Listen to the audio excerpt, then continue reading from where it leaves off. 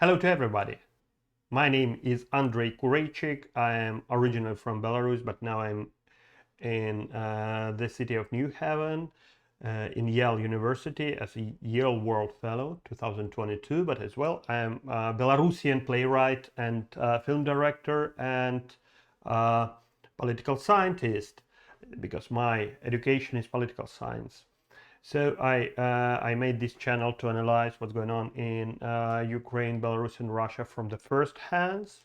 I spent more than 20 years working in three countries, and I think that I can take the information from the original resources. But what I was surprised here in the United States when I came here, I watched a little bit of American TV, and when Vladimir Zelensky came to Ukraine, it was his very first visit during the war to another country, because he stayed with his people all that more than 10 months, and showed that nobody can really push him out.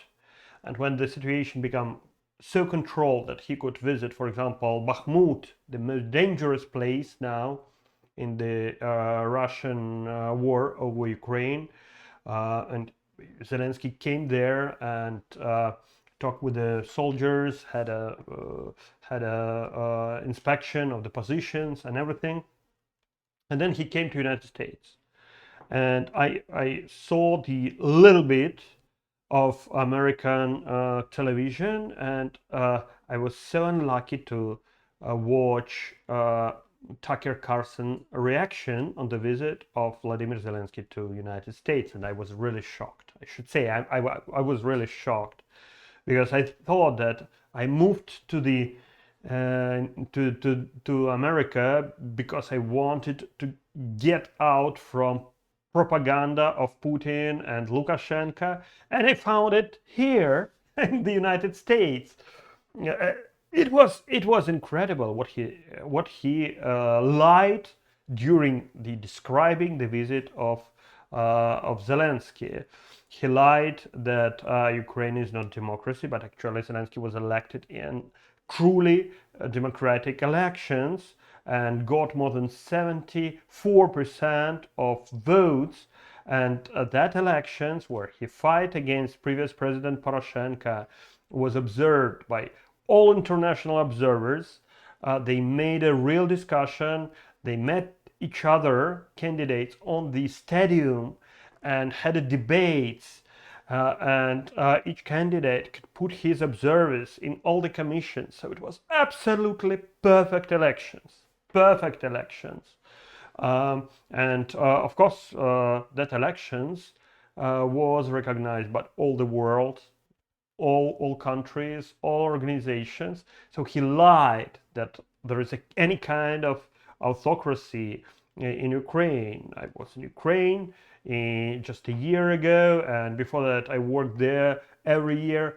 It's not definitely it's not a dictatorship country, and it never been a real dictatorship, even in the times of Yanukovych, where he tried to punish his political opponents.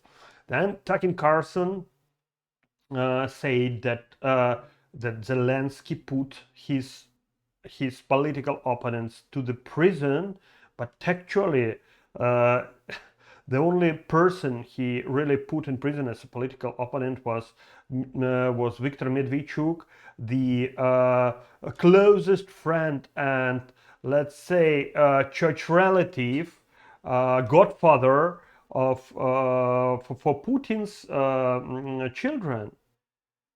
He was just working on Putin, so the Ukrainians took him and sent him out to Russia, and that's it. Then Tucker Carlson said that Zelensky shut down the mass medias, independent medias. Come on, it was not. It were not independent medias. It was medias of Viktor Medvedchuk, which were paid from Russian money that were in order to make a propaganda for the war. Of course, you cannot have Russian media, when Russia attacks you, it's not working like this. But actually in Ukraine, there's total freedom of medias. You can have so many medias so you can afford, and there is absolutely no any kind of censorship. I'm the host on many Ukrainian channels. I watch content there. People who oppose Zelensky always on the channels. They have different points of views. You can tell anything you want, actually. There is no censorship. On the contrary, in Russia, you can be put in prison if you just say the word war. Just pronounce it and you are in prison for 9 years, like Ilya Yashin. How you can compare? So the Tucker Carlson says that Russia is good, it's our friend, and bad Ukraine, very bad dictatorship Ukraine creates problems because they don't want to be in part of Russia. Then Tucker Carlson said that in Ukraine there is repressions against the church.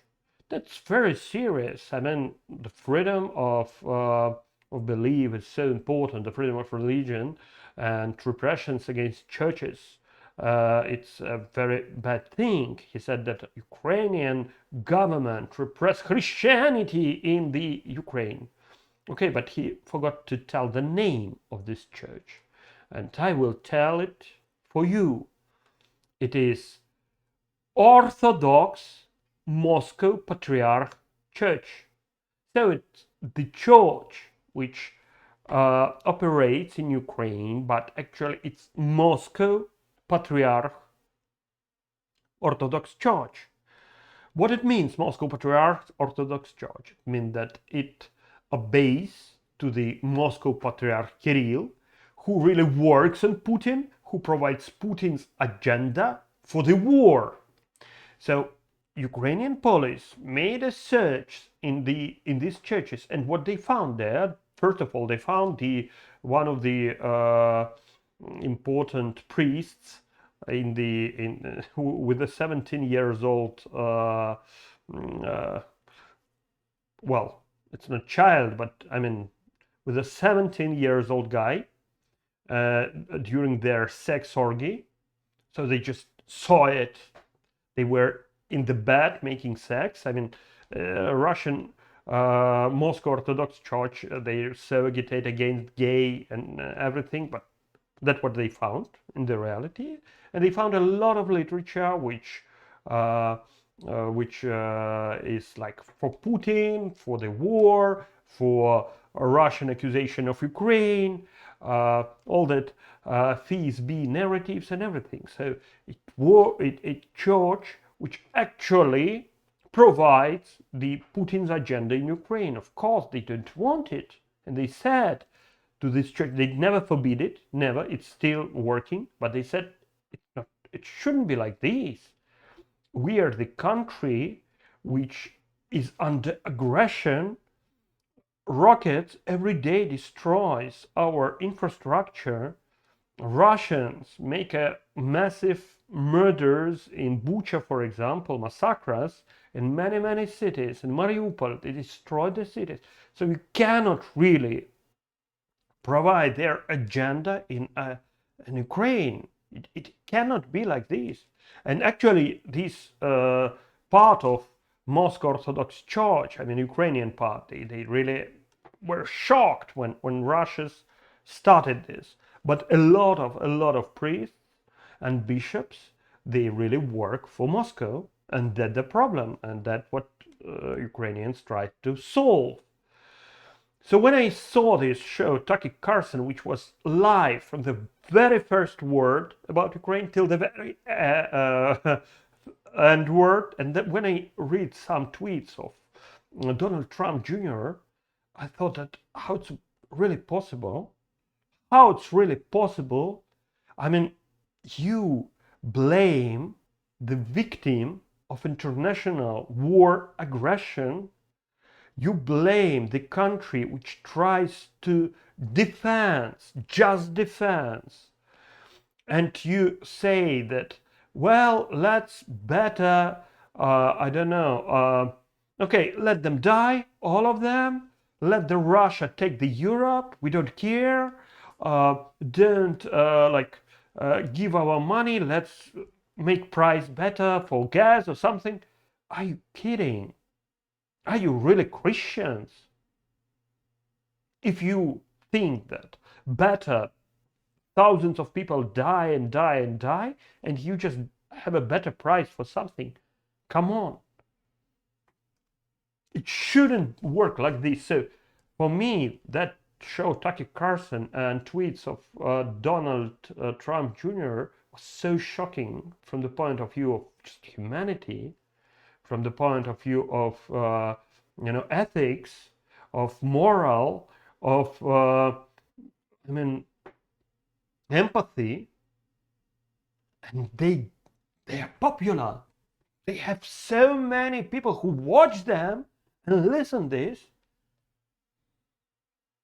and they really listening this narrative that we shouldn't really make any harm to Putin.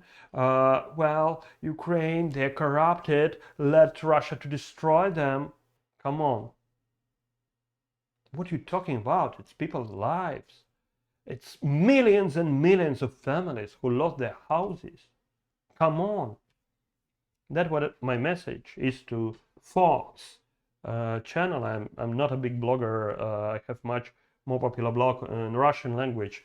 And here it's just the very beginning, but I want this to stay for history. It's my message to Tucker Carlson, to the Trumpist idiots, and to all like people of United States.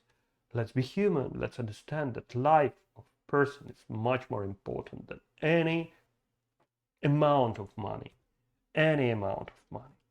And the idea of United States was to defend the freedoms and to make the world better. And the world definitely will not better if Putin wins in his European wars and makes a new giant nuclear aggressive Russian empire. It will definitely not better place for living, even here in the United States.